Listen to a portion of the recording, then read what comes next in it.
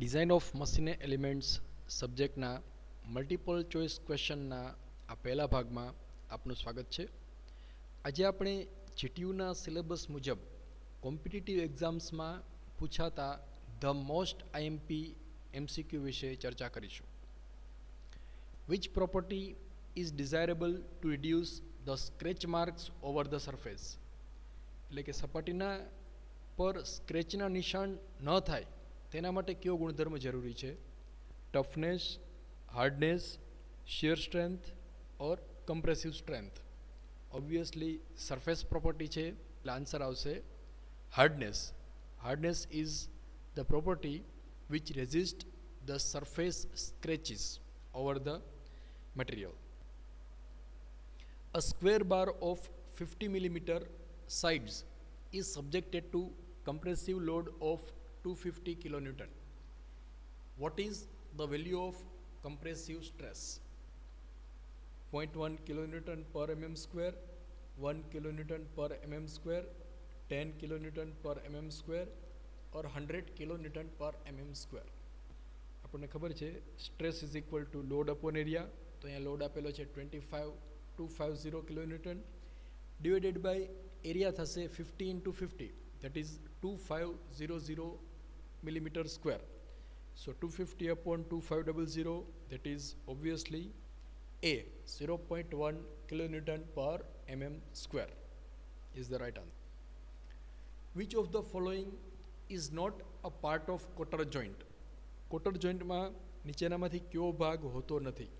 Socket, spigot, cotter અથવા collar. તો cotter જોઈન્ટની અંદર સોકેટ, સ્પિગોટ અને કોટર આ ત્રણેય ભાગો છે. So correct answer is D, collar. Collar cotter જોઈન્ટની અંદર હોતો નથી. Shaft is subjected to which type of stress? Shaft પર કયા પ્રકારનો સ્ટ્રેસ લાગતો હોઈ શકે? Compressive stress, tensile stress, shear stress or none of the above. Shaft is a rotating element, so obviously shear stress is the right answer. C is the right answer. Number 5, axle is subjected to which type of stress? Axle પર કયા પ્રકારનો stress લાગતો હોઈ શકે? Compressive stress, tensile stress, bending stress અથવા none of above. તો Excel supports the, so supporting element, hence it is subjected to bending stress. It may bend because of the load. Pressure vessel is subjected to which stress? Shear stress, bending stress, hoop stress or tensile stress. Pressure vessel, it is subjected to C, hoop stress. Stress is defined as force upon area, force into area, area upon force or change in length. So obviously we know stress is the ratio of force to area, or applied force per unit area is called as stress. So correct answer is A, force upon area is defined as stress. What is strain? Strain એટલે શું? Change in length upon original length, original length upon change in length, change in length only or change in load. So as we know, strain means change in length upon original length. ધારો કે 1 metre લંબાઈનો કોઈ સળિયો હોય, એના ઉપર આપણે ખેંચાણ બળ લગાવીએ તો એની લંબાઈ 1 સેન્ટીમીટર વધી જાય, તો 1 સેન્ટીમીટર ડિવાઇડેડ બાય 1 મીટર એને કહેવાય strain. Right? So it's a ratio of change in length to original length. Which load will cause maximum deformation? સૌથી વધારે નુકસાન કયા લોડના લીધે થઈ શકે છે? Steady load, variable load, tensile load or impact load. So સીધી વાત છે કે ઇમ્પેક્ટ લોડ જે સડનલી લાગે છે એના લીધે વધારે નુકસાન થવાની સંભાવના છે. So D is the right answer.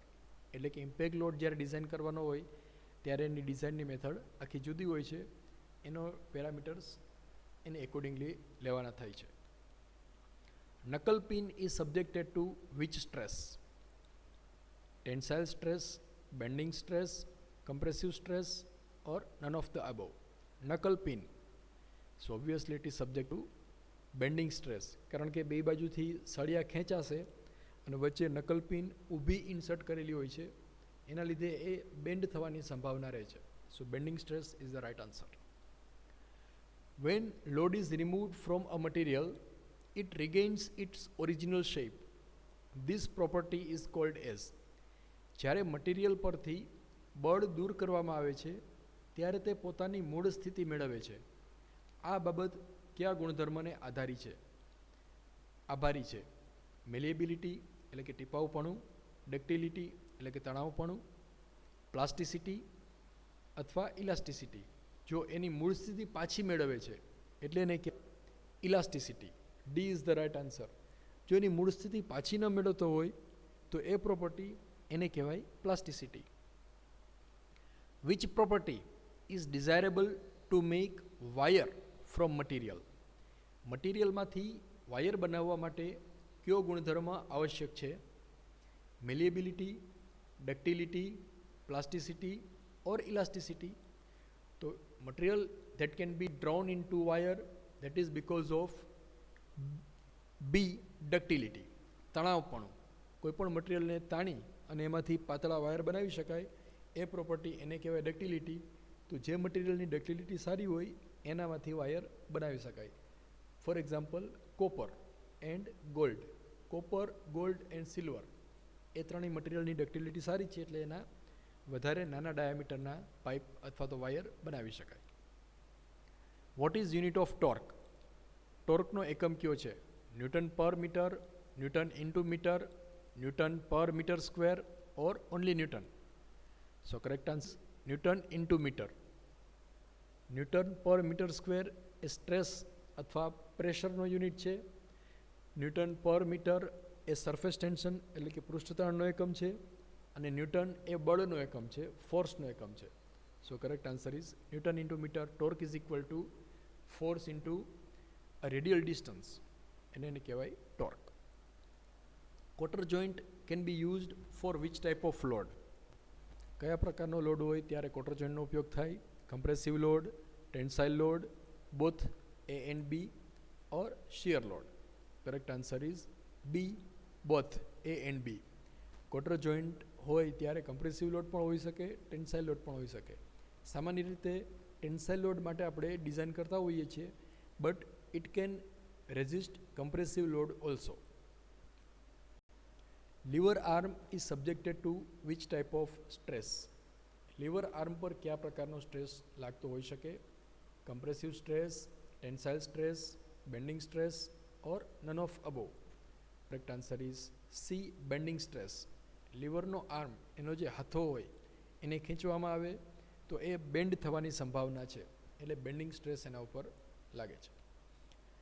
Vote is unit of shear stress? Newton per metre, newton into metre, newton per metre square or newton? Obviously stress is the ratio of force to area.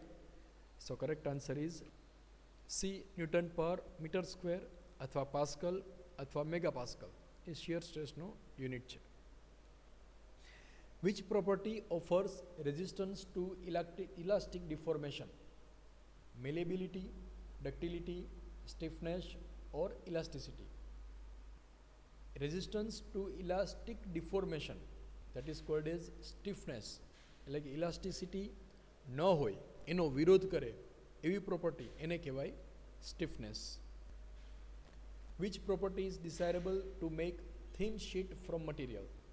મટીરિયલમાંથી પતરા બનાવવા માટેનો જે ગુણધર્મ છે એ કયો આવશ્યક છે? મેલેબિલિટી, ductility, plasticity or elasticity? So obviously ટીપાઉપણું એટલે કે એ. મેલેબિલિટી જે મટીરિયલની સારી હોય એમાંથી આપણે વધારે સરસ પતરા બનાવી શકાય. ફોર એક્ઝામ્પલ ગોલ્ડ અથવા તો સ્ટીલ ઓર એલ્યુમિનિયમ. એલ્યુમિનિયમના પતરા ખૂબ જ સારા બની શકે. When load is removed from a material it does not regain its original shape. This property is called as malleability, ductility, plasticity or elasticity? જો અહીંયા પહેલાં આગળના ક્વેશ્ચન કરતાં થોડું ઉલટો ક્વેશ્ચન છે. It does not regain its original shape. એટલે કે કોઈ પણ મટીરિયલ હોય એને પર આપણે પહેલાં લોડ લગાવીએ અને પછી લોડ છોડી દઈએ તો ફરી પાછું તેની ઓરિજિનલ પોઝિશનમાં નથી આવતું, તો એ મટીરિયલને શું કહેવાય? એ પ્રોપર્ટીને શું કહેવાય? એ પ્રોપર્ટીને કહેવાય સી પ્લાસ્ટિસિટી. જો એ ફરી પાછું પોતાની મૂળ સ્થિતિ મેળવે તો એને કહેવાય ઇલાસ્ટિસિટી, પણ મૂળ સ્થિતિ ન મેળવે એ જે પ્રોપર્ટી છે એને કહેવાય plasticity. Liver arm is subjected to which type of stress? compressive stress, tensile stress, bending stress or none of the above. Lever arm પર કયા પ્રકારનો સ્ટ્રેસ છે? Obviously bending stress. Knuckle joint can be used for which type of load? Shear load, tensile load, bending load અથવા none of above. જો knuckle joint છે એમાં કયા પ્રકારનો લોડ લાગી શકે? Correct answer is B, tensile load. Shear load હોય તો નકલ જોઈન્ટનો યુઝ ના કરી શકાય, કારણ કે એ રોટેટિંગ શાફ્ટ માટે નકલ જોઈન્ટ ઉપયોગી નથી. બેન્ડિંગ માટે પણ નકલ જોઈન્ટ યુઝ નથી. It can be only used when tensile load is there. Bolts use to mount the base of machine is subjected to which stress? એટલે કે કોઈ પણ મશીન હોય એના પાયામાં બોલ્ટ લગાવેલા હોય તો એના ઉપર કયા પ્રકારનો સ્ટ્રેસ હોઈ શકે? Shear stress, tensile stress, compressive stress or none of above. Obviously it is tensile stress. A bolt હોય ખેંચાયેલા રહી શકે છે, એના ઉપર સતત ખેંચાણ લાગતું હોય એવું બની શકે. So correct answer is B, tensile stress. For thin pressure vessel diameter to thickness ratio is dash 10, more than 10, less than 10, equal to 10 or none of above. Thin pressure vessel એટલે કે થિકનેસ ઓછી હોય એટલે કે diameter વધારે હોય. So D/T ratio is greater than 10, more than 10, then it is called as thin pressure vessel. So A is the right answer. Cylinder of IC engine is which type of pressure vessel? IC engine નું cylinder એ કયા પ્રકારનું pressure vessel છે? Thin pressure vessel, thick pressure vessel, both or none of above. જો IC એન્જિનનું જે cylinder હોય એમાં ડાયામીટર ટુ થિકનેસ રેશિયો નાનો હોય અથવા થિકનેસ ટુ ડાયામીટર રેશિયો વધારે હોય. થિકનેસ વધારે હોય ડાયામીટરના પ્રમાણમાં, એટલે એને thick pressure vessel. B is the right answer. LPG cylinder is which type of pressure vessel? આ લગભગ આપણે બધાએ જોયું હશે, આપણા ઘરે હોય છે. Thin pressure vessel, thick pressure vessel, both or none of above. Obviously it is thin pressure vessel. A is the right answer. તો આવી રીતે ઘણા બધા વિડીયો હું તૈયાર કરવાનો છું જે મિકેનિકલ એન્જિનિયરિંગના સબ્જેક્ટ માટે ખૂબ જ અગત્યના છે.